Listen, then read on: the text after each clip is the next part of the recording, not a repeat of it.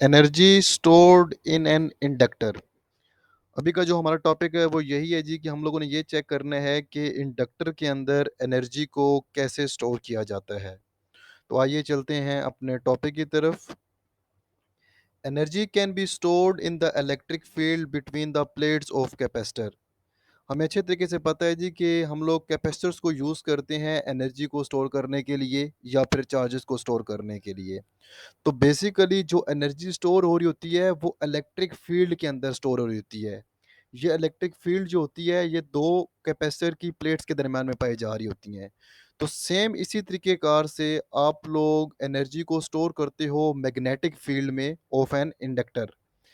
Inductor के अंदर हमारे पास मैग्नेटिक फील्ड्स होती हैं, उन मैग्नेटिक फील्ड के अंदर बेसिकली एनर्जी को स्टोर किया जाता है।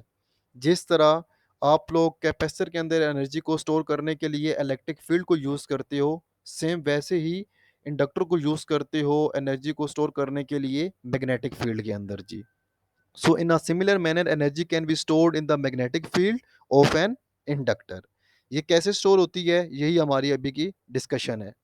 तो इस काम को करने के लिए हम लोग कंसिडर करते हैं कि हमारे पास एक कॉइल है जिसको हम लोगों ने एक बैटरी के साथ और एक स्विच के साथ सीरीज कॉम्बिनेशन में कनेक्ट कर दिया है। तो let's suppose that we have a coil like this way and is connected with a switch and a battery. This terminal of the battery is positive and this one is negative and here is the switch S. अब याद रखिएगा ये पहले switch हमारे पास open होता है, बाद में हम लोग इस स्विच को क्लोज कर देते हैं। अगर ये स्विच ओपन होगा तो डेफिनेटली इस सर्किट के अंदर कोई करंट फ्लो नहीं करेगा, और जब हम इस स्विच को क्लोज करेंगे तो इस सर्किट के अंदर करंट फ्लो करना शुरू कर देता है। So when the switch is turn on, voltage V is applied across the end of the coil and current through it rises from 0 to its maximum value I. अब जैसे ही हम लोग इस स्विच को क्लोज करेंगे तो हमारे पास ये करंट इधर से इस फॉर्म में फ्लो करना शुरू कर देता है। आपको अच्छे तरीके से पता है कि जब ये स्विच ओपन था तो इस सर्किट के अंदर कोई करंट फ्लो नहीं कर रहा था, तो उस टाइम जो करंट की वैल्यू होगी वो फिर जीरो होगी। अब जैसे ही आप लोग इस स्विच को क्लोज करते जाएंगे तो इस सर्किट के अंदर करंट फ्लो करना शुरू कर देगा और वो जीरो से फिर मैक्सिमम वैल्यू आई तक चला जाता है हमारे पास। अब क्योंकि यहाँ पर हमारे पास करंट चेंज हो रहा है, जीरो से मैक्सिमम की तरफ जा रहा है, तो जब किसी जगह पर करंट चेंज होता है तो हमें अच्छे तरीके से पता है म्यूचुअल इंडक्शन के अकॉर्डिंग, या फिर यहाँ पर अगर एक सिंगल कॉयल है तो आप सेल्फ इंडक्शन को भी माइंड में रख सकते हैं। सेल्फ इंडक्शन के अकॉर्डिंग इस कॉयल के अंदर ईएमएफ इंड्यूस्ड हो जाएगा। So due to the change of current an EMF is induced which is opposite to the that of battery. अब जो हमारे पास ईएमएफ इंड्यूस्ड होगा उसकी जो डायरेक्शन होगी वो इस अप्लाइड करंट के ऑपोजिट होगी। तो इंड्यूस्ड ईएमएफ या फिर इंड्यूस्ड करंट जो होगा वो अपने कॉज के ऑपोजिट चल रहा होगा। अब अगर बैटरी ने इस जगह पर चार्जेस को फ्लो करवाना है तो डेफिनेटली बैटरी को इस इंड्यूस्ड करंट के अगेंस्ट वर्क करना पड़ता है। So work is done by the battery top move charges against the induced EMF. अगर चार्जेस को इसने कॉन्टिन्यूसली यहाँ पे मूव करवाना है तो बैटरी को फिर इस इंड्यूस्ड करंट के अगेंस्ट वर्क करना पड़ता है जी। The work done is moving a small charge delta q is given by. हम सपोज करते हैं कि अगर डेल्टा क्यू चार्जेस को यहाँ पे मूव करवाना पड़े बैटरी को तो वहां पर जो बैटरी को वर्क करना पड़ेगा वो हमारे पास डेल्टा डब्ल्यू is equal to delta q E L के इक्वल बन जाता है। अब यहाँ पर ये जो ई एल है ये बेसिकली रिप्रेजेंट कर रहा होता है इंड्यूस्ड ईएमएफ को। अब इस इंड्यूस्ड ईएमएफ की वैल्यू आप सेल्फ इंडक्शन के केस में देख सकते हैं कि वो हमारे पास आती थी E L is equal to L time delta I over delta T हमारे पास बन जाती है। This is the value of induced EMF for the case of self induction, क्योंकि अगर देखा जाए तो ये हमारे पास सेल्फ इंडक्शन की तरह ही बिहेव कर रहा होता है जी। तो आप लोग इस इंड्यूस्ड ईएमएफ की वैल्यू को इक्वेशन नंबर 1 के अंदर पुट कर देंगे। ई एल की ये जो वैल्यू है इसे यहाँ पर पुट कर देंगे तो आपके पास ये इक्वेशन बन जाएगी delta Q L delta I over delta T बन जाती है। So putting value of 2 in equation 1, you will get delta W is equal to delta Q L delta I over delta T। आप इस equation को थोड़ा सा rearrange कर दें तो ये क्या बन जाएगी L delta Q over delta T into delta I बन जाएगी। इसे आप लोग कह देंगे इक्वेशन नंबर 4 का नाम दे देंगे। अब आपको अच्छे तरीके से पता है जी कि जिस टाइम स्विच ओपन था, उस टाइम हम लोग कह देते हैं करंट I1 है व्हिच इज़ इक्वल टू 0 और जैसे ही आप लोग स्विच को क्लोज़ करते गए हो तो हमारे पास करंट जो है वो मैक्सिमम हो गया था, उसे हम लोग I2 से इंडिकेट करेंगे which is equal to I के बन जाता है। अब अगर आप लोग एवरेज करंट फाइंड करेंगे जो कि delta Q over delta T को रिप्रेजेंट करेगा, वो बन जाएगा 0 plus 1 0 plus I divide by 2 या फिर I डिवाइड बाय 2 या 1 बाय 2 I हमारे पास बन जाता है जी। ये हमारे पास delta Q over delta T जो है, ये एवरेज करंट को इंडिकेट कर रहा है। अगर आप डेल्टा I करंट फाइंड करेंगे which is representing the change in current, वो हमारे पास आ जाएगा I2 माइनस I1। I2 आपके सामने इक्वल टू I के आया हुआ है और I1 इक्वल टू 0 के आया हुआ है। ये वैल्यू जब आप यहाँ पर पुट करते हैं you will get your answer I आप लोगों के पास आ जाएगा। अब इक्वेशन नंबर 4 के अंदर जहाँ पर delta Q over delta T लिखा हुआ है, वहाँ पर 1/2 I आप लिख देंगे और जहाँ पर डेल्टा आई लिखा हुआ है वहाँ पे सिंपल आप लोग आई लिख देंगे। तो जो आप लोगों के पास इक्वेशन नंबर 4 है, फिर वो आप लोगों के पास इस फॉर्म में आ जाएगी। W is equal to L 1/2I into I. आप अगर इसको थोड़ा सा सिंप्लीफाई करें तो you will get W is equal to 1/2 LI square आप लोगों के पास बन जाता है। अब आपको अच्छे तरीके से पता है कि यहाँ पर ये जो वर्क है, ये स्टोर होता है has a potential energy of the inductor. तो आप इस W को रिप्लेस कर देंगे UM के साथ which is representing the potential energy of the inductor. तो इस W की जगह पर UM लिख लें, you will gate 1/2 LI square. This is equation number 5। यही आप लोगों के पास मेजर इक्वेशन बनती है। जिस तरह एनर्जी स्टोर इन कैपेसिटर के अंदर बनती है 1/2 CV square, for the case of inductor ये बन जाती है 1/2 LI स्क्वायर। अब नेक्स्ट सेकंड क्या है कि आप लोगों ने L की वैल्यू फाइंड करनी है और I की वैल्यू फाइंड करनी है। यहाँ पर ये जो L है ये रिप्रेजेंट कर रहा होता है सेल्फ इंडक्शन को, और जो आप लोगों के पास सेल्फ इंडक्टेंस को, और जो I है ये रिप्रेजेंट कर रहा होता है करंट को। तो आपने इन दोनों की वैल्यू फाइंड करनी है, फिर इसे क्वेश्चन में पुट कर देनी, तो आप लोगों के पास एनर्जी आ जाएगी। सो सेल्फ इंडक्टेंस की वैल्यू हम लोग देखते हैं कैसे फाइंड करेंगे।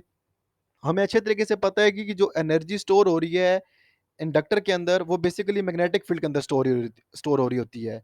तो हमारे पास इंडक्टर के लिए जो हमारे पास मैग्नेटिक फील्ड की वैल्यू बनती थी, वो सेम वैसी ही है जो कि सोलेनॉइड के लिए हमारे पास बन रही थी, which is equal to B is equal to mu naught n I के इक्वल बन जाती है।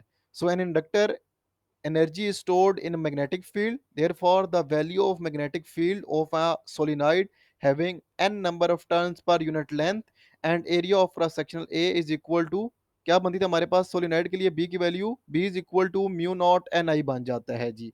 अब याद रखिएगा mu naught medium dependent property है, स्मॉल एन जो है वो रिप्रेजेंट करता है number of turns per unit length, इसकी वैल्यू अगर मैंने यूज भी करनी है, और आई जो है ये रिप्रेजेंट करता है किस चीज को, करंट को। याद रखिएगा जो सोलिनॉइड है वो सेम ऐसे ही एक्ट कर रहा है जिस तरह से आप लोगों के पास इस केस में एक कॉइल है, ठीक है। तो कॉइल सेम हमारे पास सोलिनॉइड जैसी ही होती है। तो इस कॉइल के अंदर मैं अगर मैग्नेटिक फील्ड की वैल्यू फाइंड करना चाहता हूँ तो वो बेसिकली हमारे पास इसी की इक्वल ही बन जाती है, B is equal to mu naught n I के इक्वल बन जाती है। अब हमें अच्छे तरीके से पता है कि मैग्नेटिक फ्लक्स का फार्मूला हमारे पास जो थ्रू सोलिनॉइड होता है वो क्या होता है जी, बी ए के इक्वल होता है। अब इस बी की वैल्यू को आप लोग इस क्वेश्चन के अंदर सब्स्टिट्यूट करवा देंगे, तो आप लोगों के पास फ्लक्स की वैल्यू फिर क्या बन जाएगी, म्यू नॉट एन आई ए बन जाती है। तो आप लोगों के पास फ्लक्स क्या बन गया जी, म्यू नॉट एन आई ए हमारे पास फ्लक्स की वैल्यू आ जाती है। For the case of self induction जब आप लोग देख रहे थे तो आप लोगों को अच्छे तरीके से पता है कि जो टोटल फ्लक्स है वो इक्वल टू होता है एल आई के। एन फाई रिप्रेजेंट करता है फ्लक्स लिंकेज को या टोटल फ्लक्स को, which is equal to L I. L represent करता है हमारे पास सेल्फ इंडक्टेंस को, आई रिप्रेजेंट करता है करंट को रिप्रेजेंट कर रहा होता है। अब इस फ्लक्स की वैल्यू को आप लोग यहाँ पे सब्स्टिट्यूट करवा देंगे तो एन इज इक्वल टू आ जाएगा N mu naught n I A is equal to L I A. अब यहाँ पर ये भी करंट है और ये भी करंट है, ये दोनों एक दूसरे को क्या कर देंगे, कैंसिल आउट। तो एल किसके इक्वल फिर बन जाएगा, N mu naught N A के इक्वल बन जाएगा। इसे आप लोग कह देंगे इक्वेशन नंबर 8 का नाम दे दें। अब इस इक्वेशन के अंदर आप लोग को पहले बता चुका हूँ कि जो स्मॉल एन है ये रिप्रेजेंट कर रहा था number of turns per unit length को। तो एन इज इक्वल टू आ जाएगा capital N divide by L. अब यहाँ से इस कैपिटल एन की वैल्यू अगर आप निकाल लेते हैं तो ये फिर बन जाएगा स्मॉल एन इंटू एल बन जाता है। आप इस कैपिटल एन की वैल्यू को इक्वेशन नंबर 8 के अंदर सब्स्टिट्यूट करवाएंगे तो उनके पास इक्वेशन नंबर 8 क्या बन जाएगी, एल इज इक्वल टू इस कैपिटल एन की जगह पे वैल्यू लिख दें ये वाली, और ये म्यू नॉट एन ए अपनी जगह पे ही आप लोगों ने यहाँ पर प्लेस कर देना है जी। ये एन जो है ये इस एन के साथ मल्टीप्लाई हो जाएगा, तो एल की वैल्यू हमारे पास क्या आ जाएगी, mu naught N square A L हमारे पास बन जाती है। तो ये हमारे पास वैल्यू थी जी सेल्फ इंडक्टेंस की। सिमिलरली अब आप लोगों ने वैल्यू फाइंड करनी है करंट की, तो करंट के लिए आप लोग अगेन यही फॉर्मूला यूज करेंगे, B is equal to mu naught n I. अब यहाँ से आप लोगों के पास आई की वैल्यू आप लोगों के पास क्या आ जाएगी जी, B over mu naught n के इक्वल हमारे पास बन जाती है। अब करंट की वैल्यू भी आप लोगों के पास आ चुकी है, सेल्फ इंडक्टेंस की वैल्यू भी आ चुकी है। इन दोनों वैल्यूज को आप लोगों ने प्रीवियस इक्वेशन नंबर 5 के अंदर यूज करना होगा, जो कि आप लोगों के पास कुछ इस फॉर्म में लिखी हुई थी। अब इस एल की जगह पर भी आप लोग अपनी वैल्यू लिख देंगे, और करंट की जगह पर भी आप लोगों ने अपनी वैल्यू को सब्स्टिट्यूट करवा देना होगा जी। तो जब आप ये वैल्यू सब्स्टिट्यूट करवाएंगे तो आप लोगों के पास कुछ इस फॉर्म में रिलेशन लिखा हुआ आ जाएगा। ये सारी जो वैल्यू लिखी हुई है ये इंडक्टेंस की वैल्यू लिखी हुई है, और जो ये सारी वैल्यू लिखी हुई है B over mu naught N, ये हमारे पास करंट की वैल्यू लिखी हुई है। करंट स्क्वायर की फॉर्म में आ रहा है, तो यहाँ पर आप लोगों ने स्क्वायर का वर्ड यूज कर लेना होगा जी। ठीक है जी। अब जब बाकी इसको आप लोग सिंप्लीफाई करते हैं तो ये आप लोगों के पास बन जाएगा mu naught N square A L. इसको आप लोग सिंप्लीफाई करेंगे, स्क्वायर ओपन करके तो आप लोगों के पास ये फॉर्म बन जाती है।